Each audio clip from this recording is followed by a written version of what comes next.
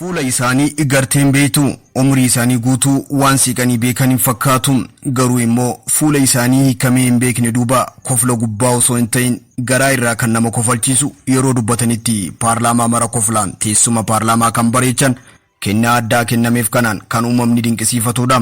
Isaan kun biyya isaanii qofa osoo hin taane Afrikaan harka warra lixaa irraa bilisa baatee ajajamtuu osoo hin taane ajajjuu taatee dhiibbaa hiree ofiif murteessitee akka jiraattuuf hawwii isaanii ture. Hawwii qofaan osoo hin ta'in qabatamaanis raawwachuun guyyaa har'aa kun akka argamuuf wareegama qaalii itti kaffalaniiru. Bilisa baasaan kun fakkeenya akka Maandeellaa Afrikaaf kan ta'e kun abbaa Afrikaa kan ta'an Koloneel Muammar Mahammad Abdunimiyaar Al-Gadaafi jedhamu. Kabajamtoota dhaggeeffattoota keenya kanatti aansee waa'ee seenaa hoogganaa olaanaa kanaa qabaddee seenaa jireenya isaarraa hanga boqochuu isaaniitti akka isinitti tolutti qabaddee dhiyeessuuf yaalama. Maarree odeeffannoo fi seenaa garagaraa bifa bilisa ta'een argachuuf saabskraayib gochuun mallattoo dawwalaa tuquun hordoftoota maatii FDN waliin walqixa akka hordoftaniif nu waliin ta'aa jechaa gara seenaa guyyaa har'aatti dabarra.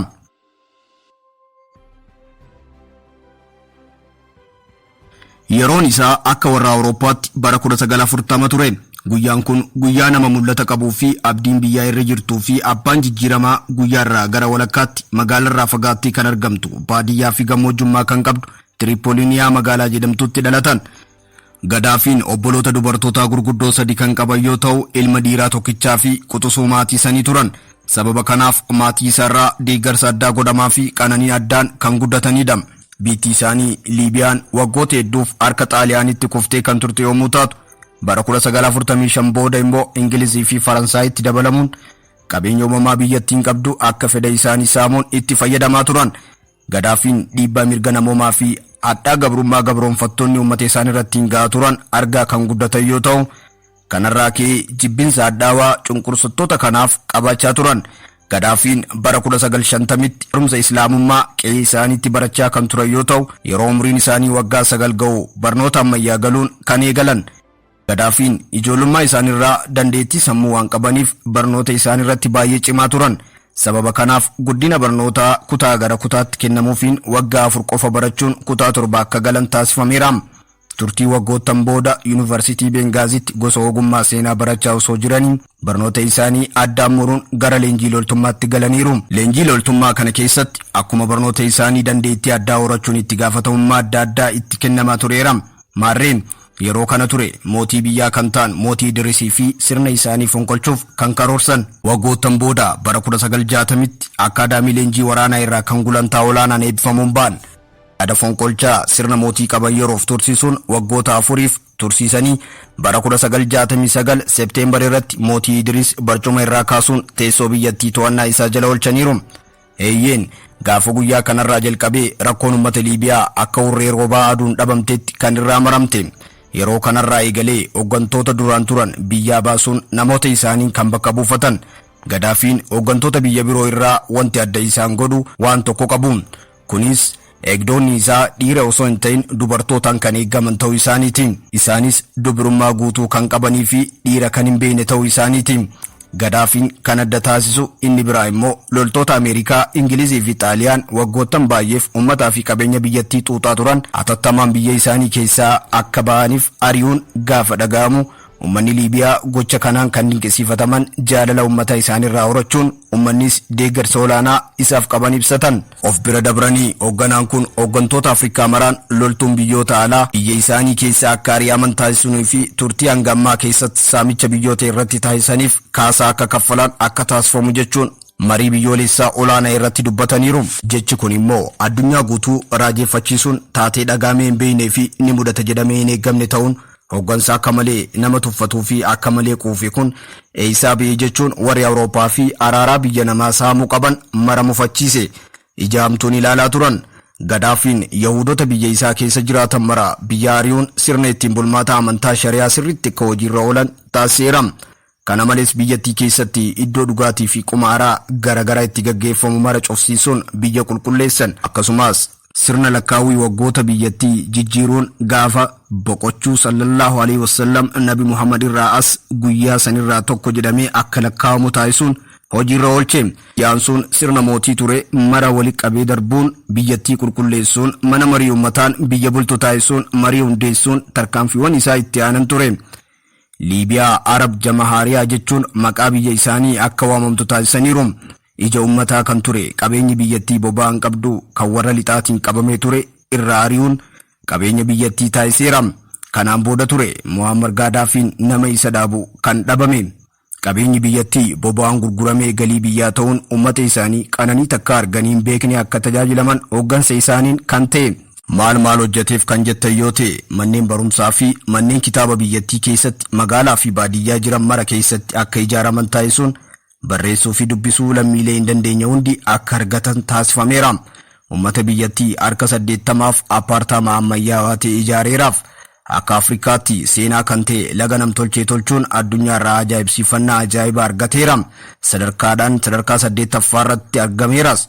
Gammoojjii baadiyyaa Liibiyaa bishaan hin qabne hunda keessa boombaa bishaanii diriirsaniiru. Uummata Liibiyaa maraaf ganama cireef kan ta'u daabboo mootummaatu danda'a. Yeroo ayyaanni dhufe mara maatii hundaaf hoolaatu kennamaaf. Kanneen haarawa bultii ijaaraniif mana isaanii kan ittiin ijaarratan doolaara 60,000 mootummaatu kaffala. Daa'ima yommuu argatan doolaara 5,000 dabalamaaf ture. Barataan Liibiyaa hanga kutaa 12 biyya keessatti gaafa baratu biyya alaa deemee barachuu yoo barbaade kafaltii hanga xumuraa mootummaatu irraa cufa ture. Wallaansi fayyaa, bishaan, elektiriika, intarneetaa fi bilbila dabalatee akka biyyattiitti bilisa ture. Liibiyaanonni lammii biyya Liibiyaa ta'uu isaanii qofaan kafaltiitu ji'aan isaaniif kaffalamaafii ture. Kanaafi kan kana fakkaatan taateen ta'an kun Afrikaa ajaa'ibsuusullee garuu kana hunda duuba kan jiru gatii leencummaa qabaachuun boba'aan biyyattii qooda olaanaa qaba. Yeroof Liibiyaan Raashiyaa fi Saawud Arabiyaatti aantee boba'aa dhiyeessuun akka addunyaatti sadarkaa 3ffaa qabaachuun beekamti turte. Gaddaafiin kana qofatti hin dhaabbanne. Biyyoonni Afrikaa gargaarsa biyya alaa irraa akka hin fudhannee fi biyyoonni Afrikaa keessaa gurguddoorraa walii isaaniif liqiis ta'ee gargaarsa akka waliif kennan taasisanii biyyoota 40 oliif gargaarsa biliyoonatti lakkaa'amu taasisaniirus liqaas qarshii biliyoonatti lakkaa'amu kennaniiru. Kana bira dabree liqa biyya Suudaan irra jiru doolaara biliyoona takka tuqaa lama akka irraa haqamu taasifteetti. Kana hunda gaafa hojjettu Afrikaa keessatti warri lixaa maqaa liqiitiin Afrikaa keessa galuun waa muranii murteessuu isaan qaban dursee waan hubateefi. Harki tokko dhoqqee hin baasu akkuma jedhamu hooggantoonni Afrikaa jecha jedhame dhiisuun liqii warra lixaarraa argatan akka waan addaatti itti cimuun fuudhuu itti fufaniiru. Kanarra dhaabbachuun pirezidaantiin Zimbaabuwee yeroo tokko akkana jedhanii turan. Uummata Afrikaa jijjiiruun baay'ee nama dhiba. Boruu namni tokkolleen akka gad hin baane jedhamee yoo ajajame barii itti aanu namni gad ba'uu fi gad ba'uu dhabuu isaatiin ilaala jedhee kan gadi ba'u baay'eedha jechuun paarlaamaa yeroo dheertuuf koflaan akka bashannanan taasiseera. Gaafa seenaa keenyatti isin deebisu Afrikaa bilisa baasuuf sochiin taasisan asitti hin daangeffamne. Du'a isaaniif sababa kan ta'e qaala'uu doolaaraa irraa kan ka'e Afrikaan dhiibbaa kana akka dandamatuuf tooftaa addaa uumuu isaanii ture. Kunis Afrikaan qarshii mataa isii akka qabaattuu fi warri lixaa Afrikaarraa waa bitachuu kan yaadan yoo ta'e doolaaraan osoo hin taane warqiin akka bitatan taasisuuf seera dirqisiisu baaseera. Seerri kun immoo biyyoota akka Ameerikaatti qabeenya uumamaa biyya namaa saamaniif dhukkubbii sammuu ta'e.